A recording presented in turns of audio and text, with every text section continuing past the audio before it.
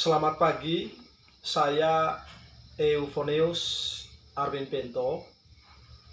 Sekarang saya mengajar di SMA Negeri 5 Pocoranaka, Kabupaten Manggarai Timur, Provinsi Nusa Tenggara Timur. Hari ini saya akan melaksanakan kegiatan pembelajaran ujian kinerja dalam mata pelajaran sejarah di kelas 12 IPS. Dan kegiatan ini saya jalankan untuk program pendidikan profesi guru yang sekarang ini saya sedang berkuliah di Universitas Pendidikan Indonesia di mata jurusan sejarah.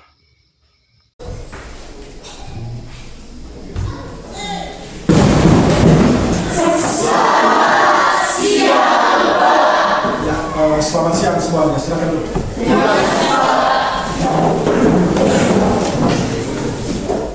Sekali lagi saya sampaikan selamat siang semuanya. Kali ini kita kembali bertemu ya untuk mata pelajaran sejarah peminatan ya.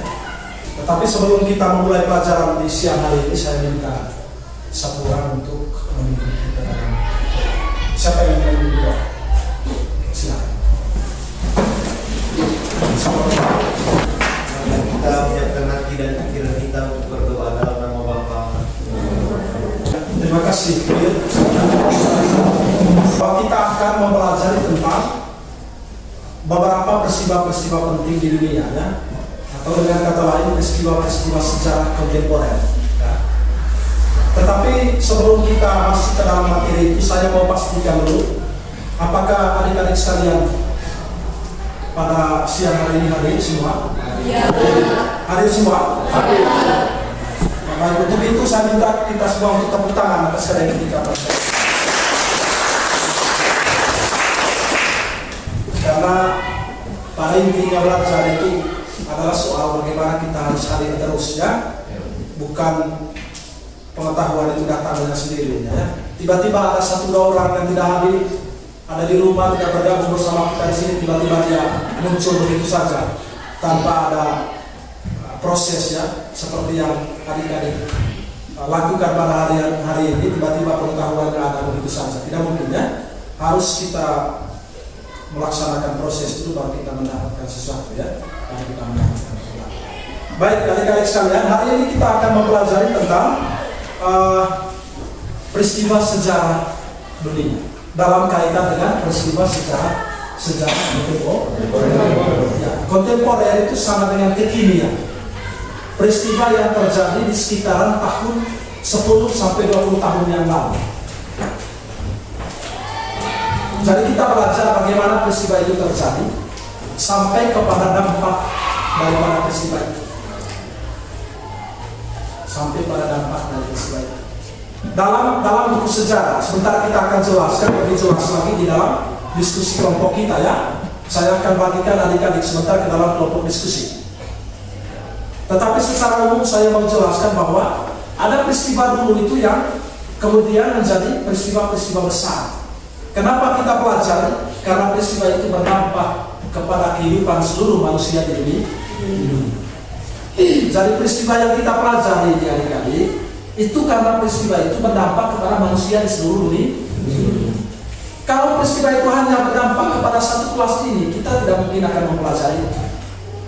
Karena peristiwa sejarah itu dipelajari atas dasar peristiwa itu berdampak pada seluruh kehidupan manusia ini. Ya.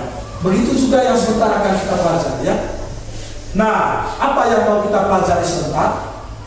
Yang mau kita pelajari itu adalah yang pertama, kita mempelajari tentang bagaimana runtuhnya Vietnam Selatan. Runtuhnya Vietnam Selatan. Karena pada waktu itu Vietnam itu sempat dibagi menjadi dua, Vietnam Utara dan Vietnam Selatan. Kenapa dibagi? Dibaginya itu karena kemudian pada saat itu Vietnam itu dipengaruhi dua ideologi besar ya. Ideologi sosialis komunis di Vietnam Utara, lalu ideologi liberalisme kapitalisme di Vietnam Selatan.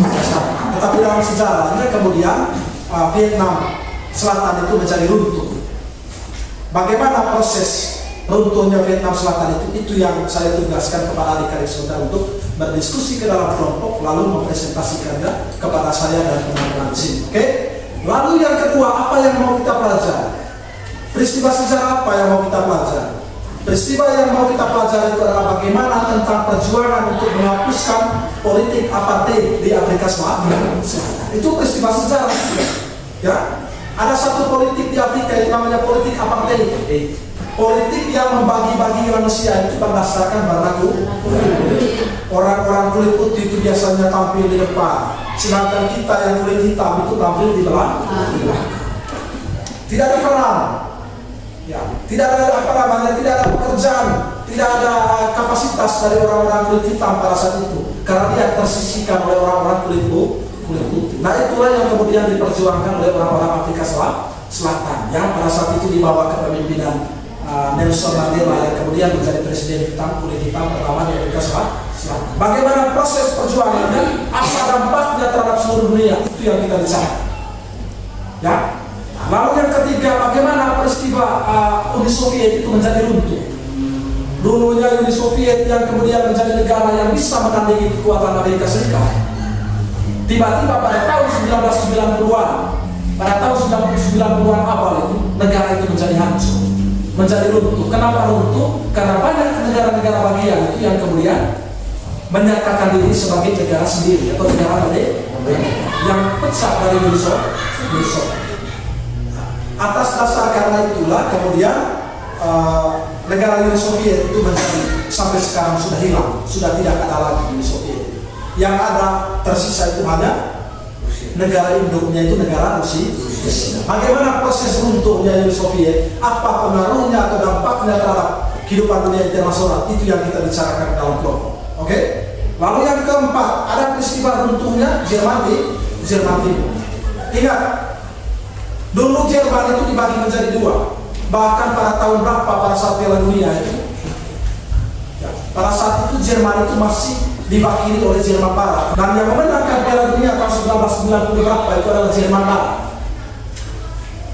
Kenapa mereka dibagi menjadi dua itu tadi? Karena persaingan ideologi besar dunia. Jerman Barat berideologi apa? Sosialisme, liberalisme, kapitalisme, sedangkan Jerman Timur berideologi liberalisme, sosialisme, komunisme. Itu karena faktor itulah kemudian Jerman itu menjadi dua. Dibangunlah tembok yang membatasi antara timur dan barat, yang kemudian kita kenal menjadi tembok Berlin. Ya. Apa yang terjadi pada akhirnya? Pada akhirnya itu orang-orang Jerman itu menjadi unifikasi, menjadi satu. Apa pada saat itu ada peristiwa penghancuran tembok Berlin. Mereka hancurkan tembok itu sebagai bukti bahwa tembok inilah yang membuat batasan-batasan antara timur dan barat. Itu yang kita pelajari. Maka 4 materi ini sebentar yang kemudian kita pelajari. Ya, yang kita pelajari di kelompok masing-masing. Ya. Tetapi sebelum kita masuk ke sana, mungkin ada dari adik-adik sekalian yang mengetahui bagaimana peristiwa-peristiwa lain terjadi di dunia selain peristiwa-peristiwa itu, sejarah kontemporer. Mungkin ada yang lain atau yang ada adik-adik yang pernah memahami atau mendengar tentang peristiwa-peristiwa yang sudah saya jelaskan tadi. Silakan. Apa saja yang kalian pahami, yang kalian ketahui tentang peristiwa yang telah saya sebutkan dan peristiwa-peristiwa lain yang menjadi peristiwa-peristiwa sejarah kontemporer. Silakan. Silakan. Siapa? Ayo. Apa saja yang kalian ketahui? Mungkin ada yang sudah tahu tentang peristiwa-peristiwa itu. Berkaitan dengan apakah runtuhnya Vietnam Selatan, apakah apartheid di Afrika Selatan, apakah runtuhnya Uni Soviet atau pecahnya Jerman Timur atau runtuhnya Jerman Timur. Dari peristiwa itu mungkin ada yang sudah tahu tentang apa saja yang kalian ketahui, supaya kita bisa arahkan kita punya pemikiran kita kepada kelompok diskusi kita masing-masing. Kita bisa mengetahui dengan jelas, dengan pasti. Silakan. Ya, tentang apa? Silakan. Baik, dampak dari penghapusan sistem apartheid yang dilakukan oleh Nelson Mandela dan Desmond Tutu di Afrika dan memberikan banyak dampak pada kehidupan sekarang. Dampak yang paling besar itu negara Afrika Selatan itu menjadi negara paling banyak ras di dunia. Ya, baik sudah. Terima kasih. Kita berikan tepuk tangan untuk teman-teman.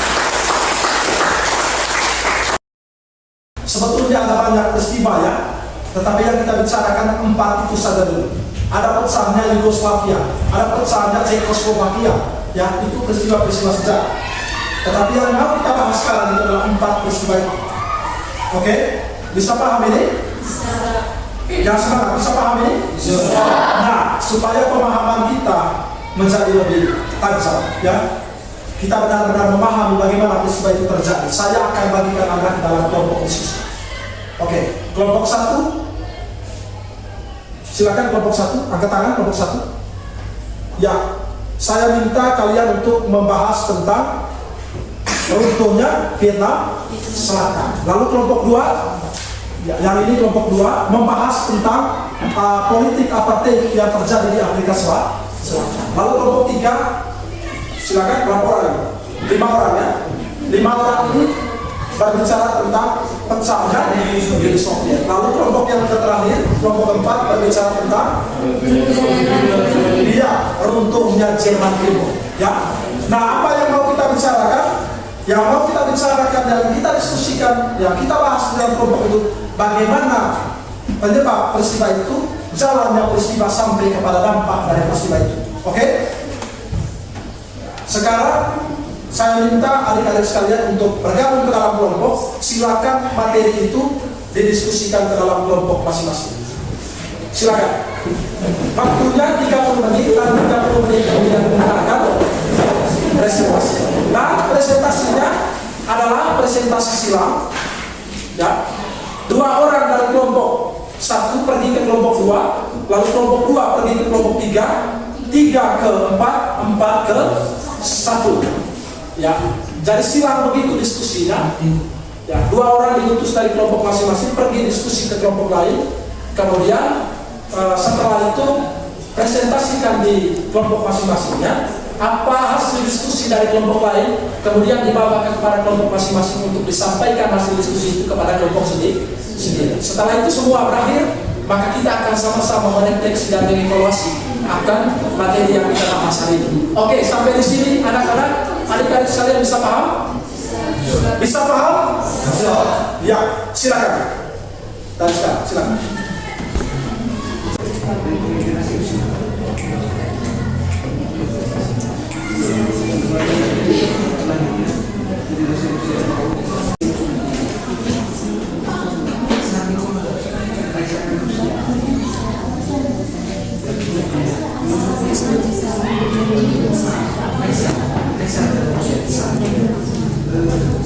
Diskusinya agak suara itu harus supaya tahu ini diskusi dan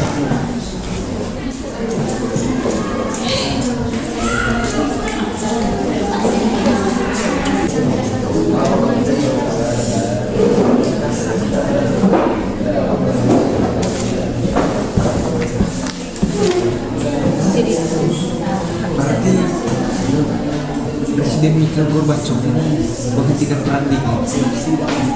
Salah satu peran dari Presiden Mikhail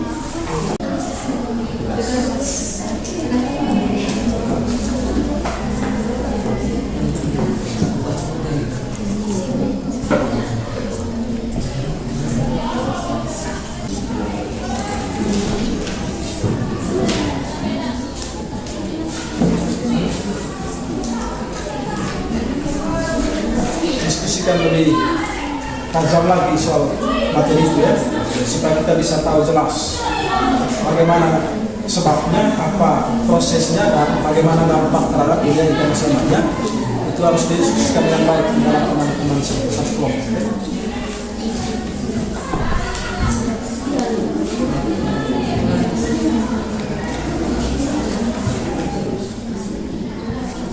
Semua pikiran dari teman-teman itu disampaikan semua. Kemudian didengar, dipertimbangkan supaya sebelum masuk ke apa yang kalian tulis itu bisa dipertimbangkan dengan baik ya. Diskusikan dengan baik. Semua harus bersuara. Semua harus berpikir dalam diskusi ini. Tidak ada yang tinggal diam ya. Semua harus menyampaikan pendapatnya. Bagaimana peristiwa itu terjadi dan dampak yang dirasakan dari peristiwa itu. Jangankan dampak yang terjadi pada waktu itu, yang terjadi sampai sekarang oleh peristiwa itu semua ditulis. Semua ditulis. Sehingga sebentar kita bisa mempresentasikan itu dengan baik ya.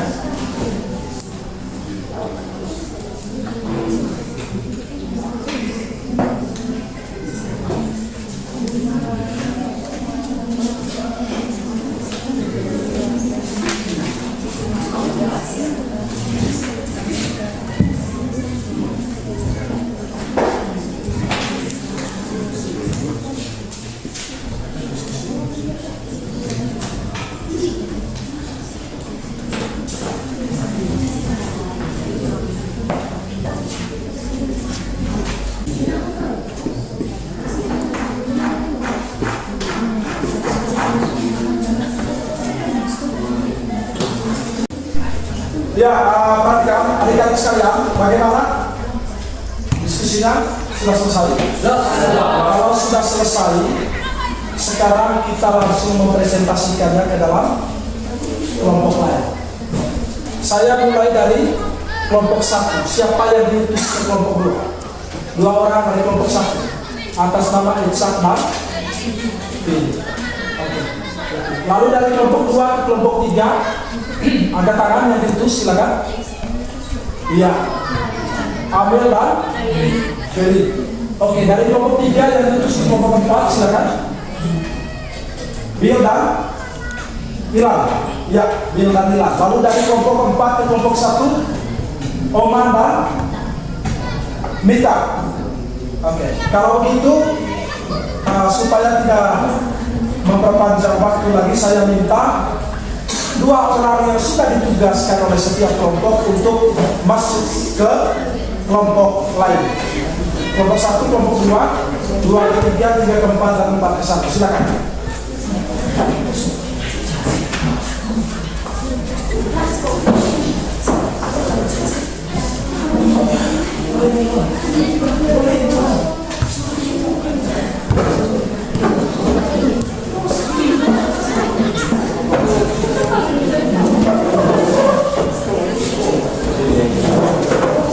Ya, perhatikan. Sebelum kita berdiskusi, perhatikan. Mekanismenya begini. Coba kalian lihat. Sebelum kita berdiskusi, mekanismenya adalah 1. Ditugaskan kepada 1 orang dari setiap kelompok yang menjadi penerima tamu, ya, menyampaikan selamat datang kepada mereka yang datang di kelompok Anda masing-masing. Oke? Lalu kemudian setelah itu diberi kesempatan oleh penerima tamu itu 1 orang, ya, kepada 2 orang itu untuk menyampaikan bagaimana hasil diskusi dari mereka. Oke? Bisa pahami? Lalu kemudian diberikan kesempatan kepada 2 orang itu untuk menyampaikan. Lalu setelah mereka sampaikan, harus wajib hukumnya di dalam kelompok itu untuk memberikan pertanyaan, sanggahan ataupun masukan terkait dengan hasil diskusi. Oke? Bisa pahami? Tapi sebelum itu tentukan 1 orang sebagai penerima tamu, ya, yang mengucapkan selamat datang dan memberi kesempatan mereka untuk berdiskusi. Oke, silakan.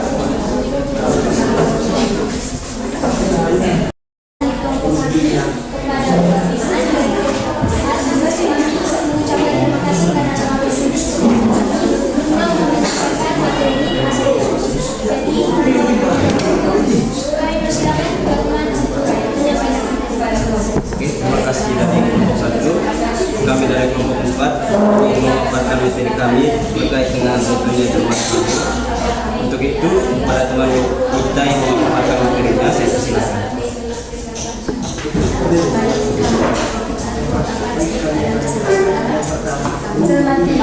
Atau nama resminya Republik Demokratis atau PDRI merupakan negara dalam selama periode pembagian administratif berada tersebut atau saset akal dan dan dilakukan hal kembali Jerman yang mendapatkan pelajaran pada rakyat Vietnam sampai dengan 2 Agustus 1945. Setelah jalannya pemberontakan, kami membacakan tentang latar belakang kemudian dan dengan secara kehidupan ditandai secara di dunia hingga sekarang yang menghasilkan oleh satu berjalan Vietnam Jerman pada tahun 1975. Belanda negara Vietnam dalam menyerang dunia Vietnam dan Amerika sudah berjanji akan membongkar Sahaya jika Belanda berjanjian untuk tidak menyerang kepada sosialisme komunisme dan melakukan juga paham besar dari bagian kanan, yaitu liberalisme kapitalisme. Amerika sejak berakhirnya Perang Dunia Kedua, negara tersebut itu saling berperang, baik di bidang ekonomi, politik, maupun pemerintahan negara-negara bekas jajahan negara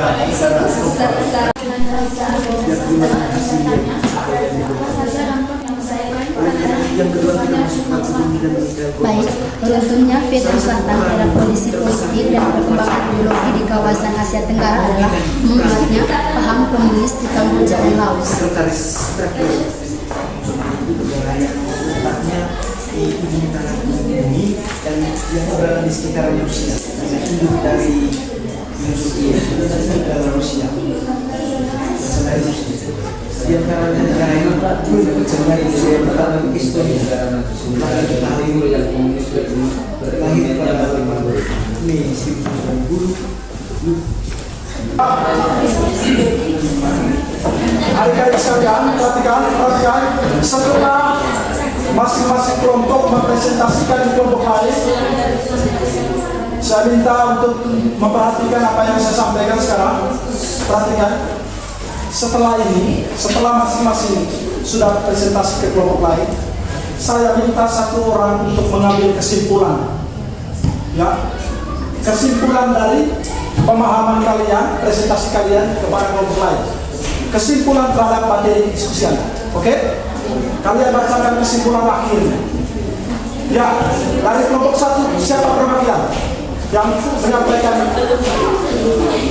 Dari kelompok 2 kita harus menyampaikan kesimpulan ya, satu orang.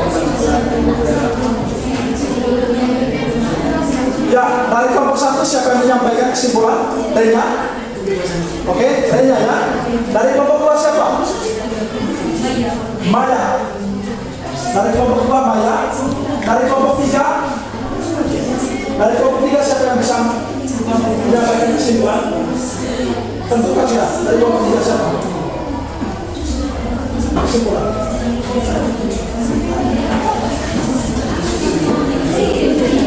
Dari kelompok 4 yang menyampaikan kesimpulan siapa? Siapa yang bisa?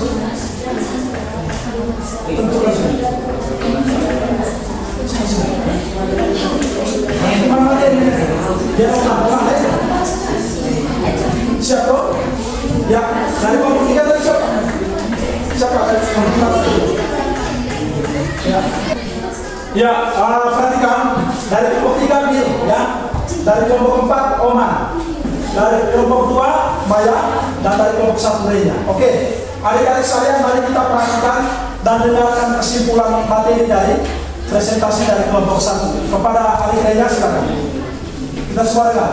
Terima kasih atas kesempatan yang telah diberikan. Pada saat ini saya akan menyampaikan kesimpulan dari materi yang kami bawakan. Kesimpulannya yaitu runtuhnya Vietnam Selatan ini terjadi karena mempunyai dua perbedaan pemahaman, di mana negara Vietnam ini merupakan negara yang memiliki satu kesatuan, yaitu negara Vietnam Utara dan negara Vietnam Selatan. Kedua negara ini terpecah karena memiliki perbedaan paham atau ideologi. Jadi dampak dari paham yang berbeda itu sehingga negara memiliki dampak pada masa sekarang, di mana di Asia Tenggara ini ada dua negara yaitu Kamboja dan Laos yang menganut paham komunisme akibat dari runtuhnya Vietnam Selatan. Terima kasih. Ya, kita tepuk tangan.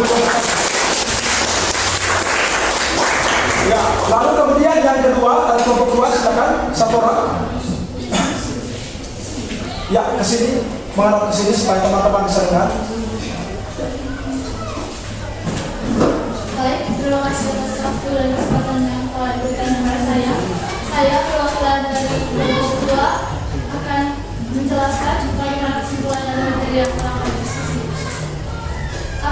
merupakan pemisahan antara orang-orang Belanda atau kulit putih dengan penduduk Afrika Selatan atau Negro atau kulit hitam. Istilah apartheid ini pertama kali digunakan oleh orang-orang keturunan Belanda yang lahir di Afrika Selatan. Politik apartheid pertama kali diterapkan di Afrika Selatan di bawah pimpinan Dr. Daniel Francis Malam pada tahun 1966.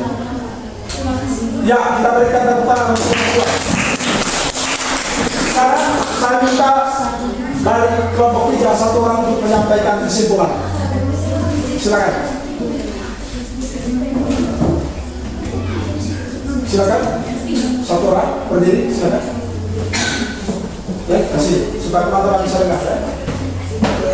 Sebagai salah satu negara totaliter yang paling besar dan paling hebat di dunia, Uni Soviet itu hadir itu dengan sistemnya itu totaliter, dengan diktator yang memaksakan semua orang itu untuk ikut pada kehendak.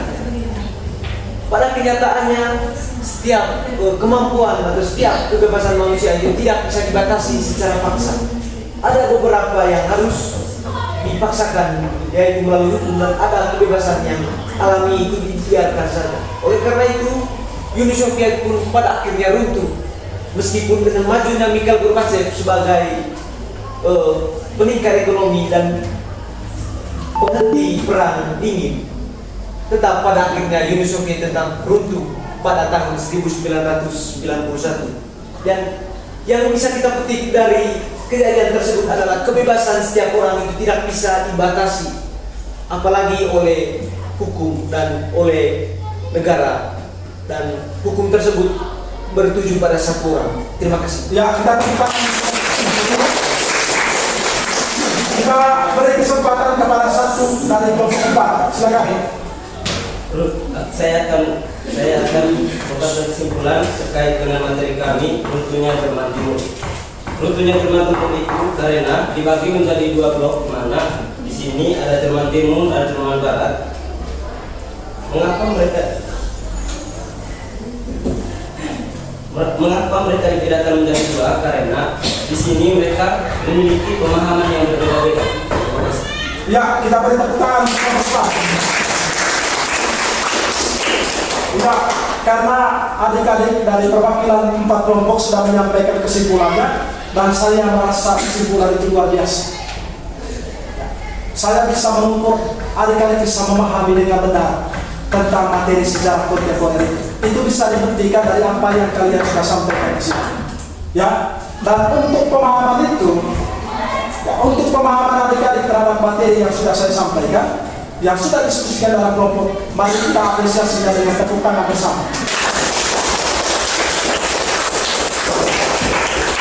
Luar biasa ya, karena saya berpikir bahwa adik-adik sekalian sudah cara berpikirnya ya, kemudian wawasannya itu sudah luas. Ya, pengetahuannya sudah bagus, sehingga atas dasar pengetahuan itu adik-adik bisa menjelaskan itu dengan rinci dan secara benar dan tepat. Ya, dan untuk itu saya akan menjelaskan, menyimpulkan secara umum tentang materi. Perhatikan ke sini, perhatikan. Ya, saya mulai dari peristiwa yang pertama tentang runtuhnya Vietnam Selatan. Semua peristiwa-peristiwa kontemporer dunia itu mayoritas didalangi oleh karena perbedaan ideologi. Ada perang retorika, ada perang paham, ada perang konsep yang terjadi pada masa itu. Ya. Pada masa itu ada 2 negara adidaya, Uni Soviet dan United States, Amerika ya, USA, Amerika Serikat. Mereka itu memiliki kekuatan yang sangat dahsyat. Ya. Dan kekuatan mereka itu tidak terbatas pada negara mereka saja, tetapi berdampak kepada negara-negara lain, termasuk salah satunya itu adalah Vietnam. Ya, dalam sejarah Asia Tenggara, perang yang paling dahsyat juga itu adalah perang yang terjadi di Vietnam. Perang dengan siapa? Perang saudara. Perang antara orang Vietnam itu sendiri, yang kemudian dalam sejarah itu dikenal dengan Perang Indochina. Perang Indochina 1, Perang Indochina 2. Ya. Terjadilah perang itu dalam waktu yang sangat lama. Ya, akibat apa, dampak apa? Sebabnya itu adalah karena perbedaan ideologi. Kedua negara adidaya wilayah itu di negara Vietnam Selatan dengan Vietnam Utara. Tetapi secara terus-menerus terjadi peristiwa itu, akhirnya yang menang, yang berpihak pada posisi menang itu adalah orang-orang yang ada di Vietnam Utara yang kemudian dimenangkan oleh paham sosialisme komunis. Ketika Vietnam Selatan itu runtuh, maka Vietnam itu kemudian menjadi Vietnam bersatu. Sekarang kita kenal Vietnam itu yang kemudian beribu kota di Hanoi. Kalau dulu ada dua kota penting, Vietnam Selatan itu namanya Ho Chi Minh City, lalu Vietnam Utara yang sekarang menjadi ibu kota negara yaitu Hanoi. Tetapi ketika negara itu menjadi bersatu, maka Hanoi lah dinobatkan sebagai ibu kota negara Vietnam. Bisa paham sampai sini? Itu satu atas dasar pengaruh dua kebijakan, dua paham besar, ideologi besar di dunia, sosialisme komunisme dan idealisme kapitalisme Amerika Serikat dan Uni Soviet. Benar apa yang disampaikan oleh Rina, sampai sekarang pun Laos dan Kamboja menjadi negara yang menggunakan atau menerapkan paham sosialisme komunis. Itu yang pertama ya. Lalu yang kedua, kesimpulan dari materi politik apartheid di Afrika Selatan. Ini yang lebih lebih bersejarah lagi kalau kita mempelajari, karena peristiwa-peristiwa ini, atas dasar peristiwa inilah dunia itu menjadi, manusia-manusia yang ada di dunia itu menjadi setara, menjadi sama. Kalau tidak ada seperti itu, tidak ada sejarah itu, mungkin saja orang-orang kulit hitam itu berada di bawah kedudukannya, di bawah orang-orang kulit putih. Atas dasar peristiwa itulah sehingga kita bisa merasakan sekarang bagaimana kesetaraan itu, bagaimana kesejajaran itu di dalam kehidupan sosial. Ini yang terjadi pada saat itu, di mana di Afrika Selatan itu kedudukan dalam pemerintahan, kedudukan dalam organisasi lain, kedudukan dalam agama itu semuanya dikuasai oleh orang-orang kulit putih. Mereka terus berjuang, orang-orang kulit putih terus berjuang supaya politik apartheid itu, pengekangan terhadap kebebasan itu kemudian dibebaskan ya. Tidak seperti itu. Terjadilah kebebasan yang benar-benar dirasakan oleh orang-orang Afrika Selatan dengan terpilihnya Nelson Mandela sebagai presiden kulit hitam pertama di Afrika Selatan. Memang dia waktu itu dibantu oleh gereja, ya, oleh organisasi gereja setempat. Kalau saya tidak salah dalam buku sejarah itu ada Uskup Desmond Tutu. Ya, dia membantu Nelson Mandela berjuang bersama untuk memperjuangkan politik apartheid itu hilang dari Afrika Selatan. Ya, saya kira kalau politik apartheid itu terjadi di beberapa negara juga ya. Di Amerika Serikat juga pernah terjadi ketidaksetaraan atas dasar warna kulit, di mana orang-orang kulit hitam itu hanya dijadikan sebagai budak, ya, pembantu yang bisa diperjualbelikan. Sehingga orang-orang kulit hitam kalau hidup pada zaman itu seperti saudara kita ini bisa saja dijual pada saat itu, ya, dibeli dengan dolar ya, berapa dolar ini? $5 kah atau $1 kah? Tergantung daripada orang-orang kulit putih, ya. Itu yang terjadi di Afrika Selatan. Lalu yang ketiga adalah peristiwa runtuhnya Uni Soviet. Uni Soviet adalah sebuah kekuatan baru, satu negara kekuatan baru pada saat itu. Ingat, di sanalah muncul ideologi sosialisme komunisme. Komunisme itu yang pertama kali dicetuskan oleh Lenin dan kemudian disebut juga dengan Leninisme. Ya.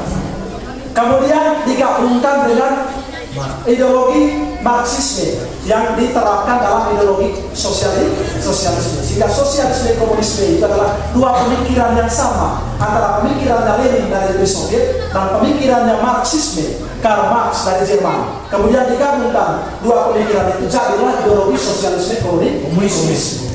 Itu. Dan itu merupakan ideologi yang sangat besar yang bisa menandingi ideologi liberalisme kapitalisme milik Amerika Serikat. Menjadi kuat ya, menjadi kuat. Nah, muncullah satu presiden pada saat itu, satu pemimpin Uni Soviet pada saat itu namanya Mikhail Gorbachev, yang merubah haluan ideologi itu dari sosialisme komunisme menjadi liberalisme kapitalisme, menjadi kebebasan, ya, menemukan kebebasan. Dari situlah muncullah Uni Soviet itu pelan-pelan menjadi Setelah 20 tahun, setelah berapa puluh tahun, pemimpin Uni Soviet itu tidak pernah bertemu dengan pemimpin Amerika Serikat. Tiba-tiba muncul Mikhail Gorbachev itu bertemu dengan presiden siapa waktu itu? Ronald Reagan.